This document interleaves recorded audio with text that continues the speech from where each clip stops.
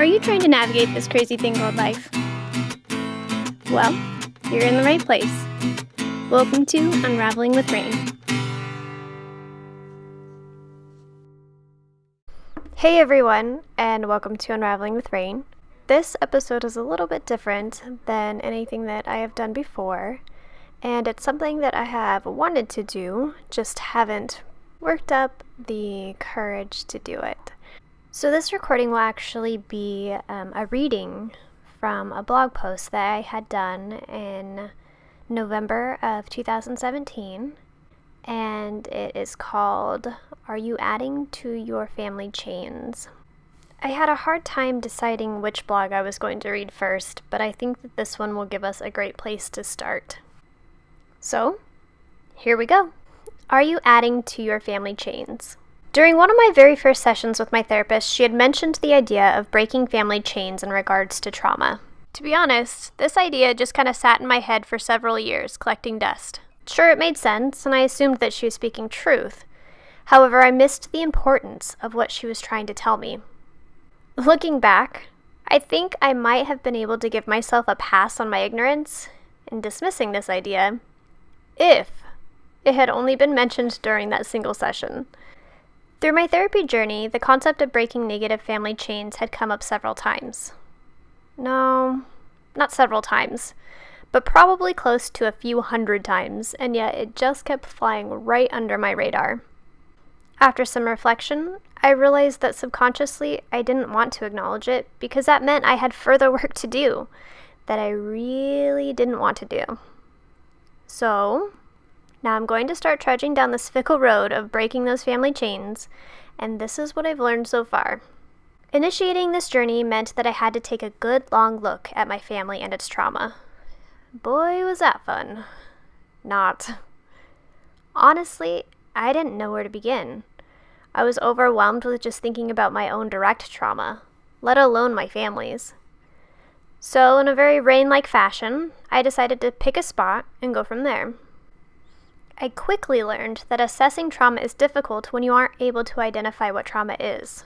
For people who grow up in an unhealthy environment, especially from birth on, it's hard to differentiate what is healthy and what isn't.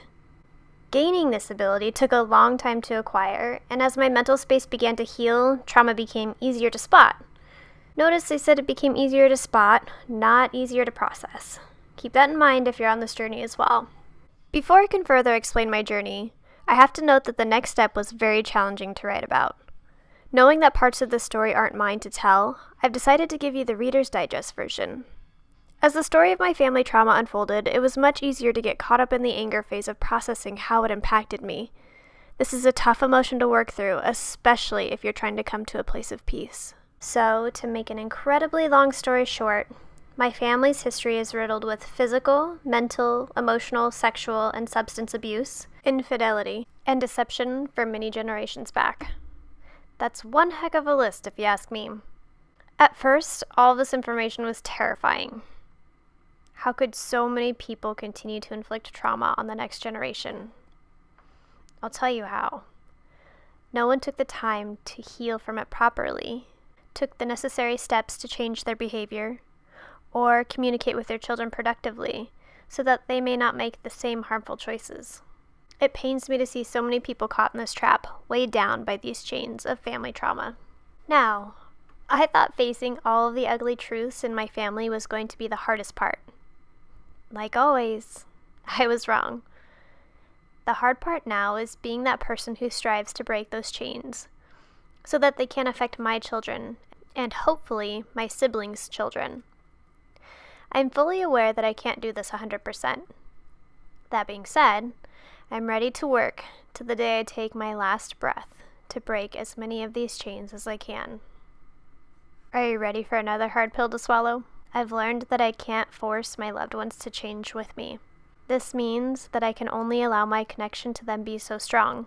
Also, I can't fall trapped to their title. Just because someone holds a place in your family doesn't mean they automatically should have your trust. When it comes to breaking chains, you have to strip away the title of mother, father, aunt, uncle, and so on, and address how they affect you and your growth. As children, we look up to our caregivers for everything. I mean everything. A potential downside to this is that while growing up, we may not know if what they are saying or doing is harmful to us. That's just the norm. So if after you've grown and find yourself in a situation where boundaries need to be adjusted, it can be extremely difficult to do so. It's like rewiring your brain, and that can feel impossible. Our brains love patterns and situations to be predictable, so we're susceptible to falling back into old habits in our relationships with our family, simply because our brains know what to expect. I'm not implying that these more strict boundaries are set in stone. If over time you see growth and change, then the boundaries can be readjusted. Just be ready to reinstate your stricter boundaries if your family members decide they aren't really committed to the same change you are. It sucks, but it's the truth. Their inability to do so will only hinder your growth. Okay.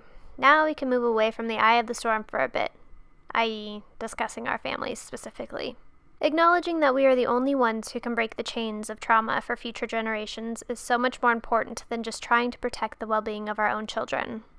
It's way bigger than that. Think about what we could accomplish as the human race if we weren't bogged down by all the unnecessary mental sickness. We could interact with each other productively because we are taught how and not riddled with anxiety, depression, PTSD, or any of the many other mental ailments.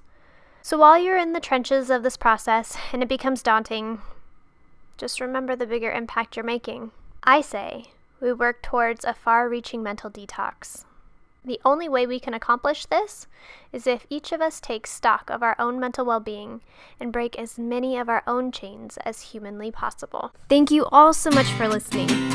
If you would like to help support Unraveling with Rayne, go to patreon.com/unravelingwithrayne. When you become a patron, you receive bonus content such as behind-the-scenes footage, along with other special content that you won't be able to find anywhere else. Music for Unraveling with Rayne was provided by Barefoot Randy. Studio space was provided by Moody Logic.